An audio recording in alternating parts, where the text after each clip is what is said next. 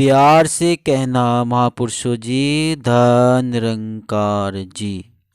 महापुरुषों, आपने थंबनेल पर पढ़ा महत्वपूर्ण जरूरी संदेश और एक खुशखबरी भी जो सुनकर आप सूचना संदेश सुनकर खुश होंगे।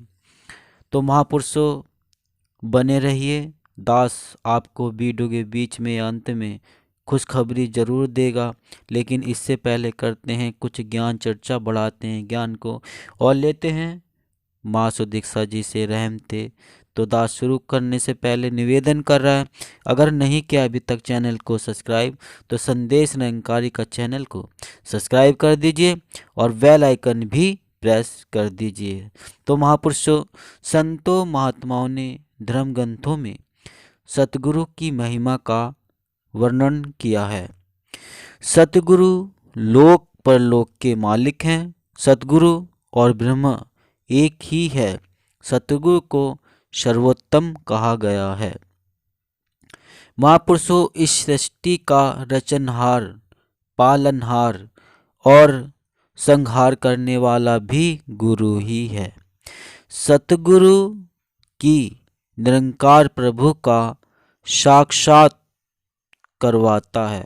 सतगुरु ही निरंकार प्रभु का साक्षात्कार करवाता है।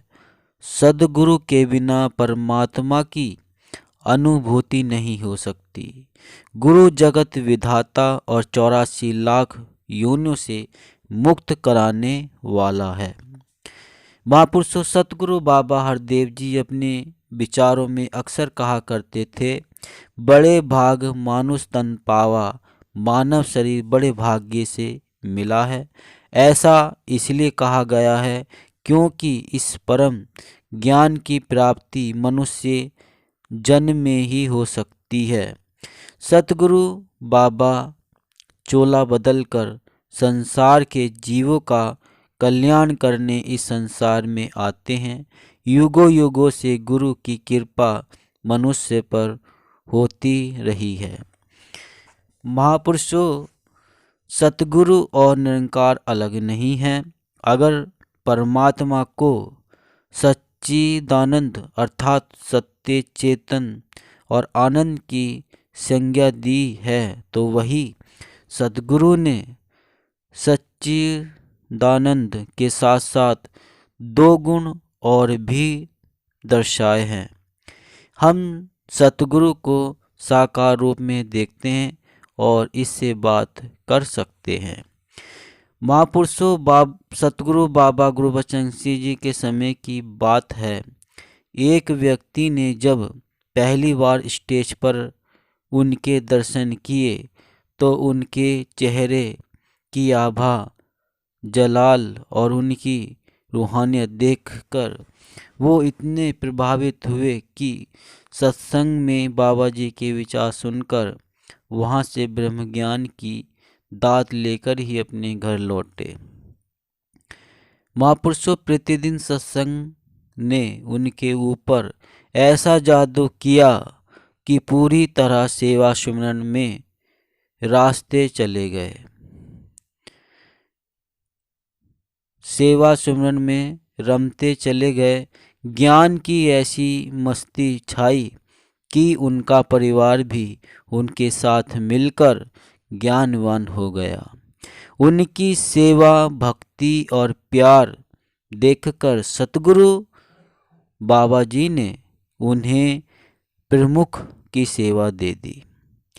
सेवा मिलने पर उनकी लगन और तीव्र हो गई और सतगुरु ने ज्ञान देने की सेवा भी बख्श दी।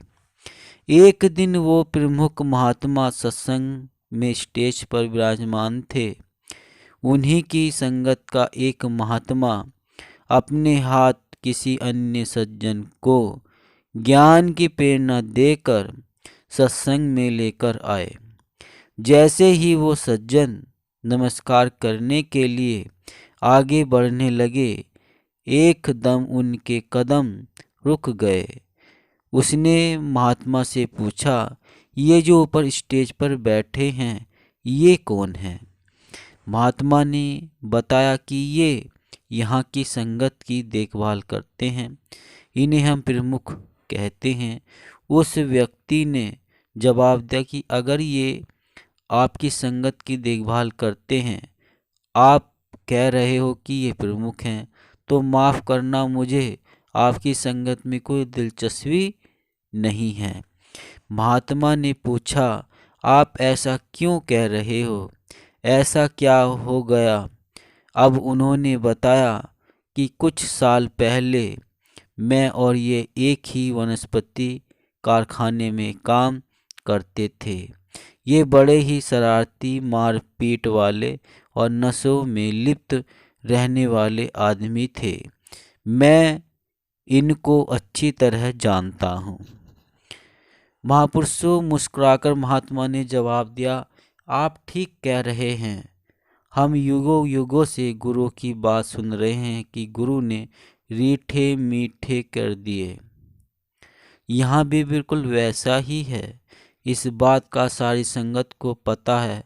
इन्होंने ये बात खुद कई बार संगत में सुनाई है, मगर अब ये वैसे नहीं है। आज सदगुरु की इन पर अपार कृपा है। इन पर ही नहीं, हम सब पर है। हम सब ऐसी ही सोच वाली, अहंकार और क्रोध से भरी हुई दुनिया से आए हैं। ये सारी बातें सुनी तब जाकर उस व्यक्ति को विश्वास हुआ।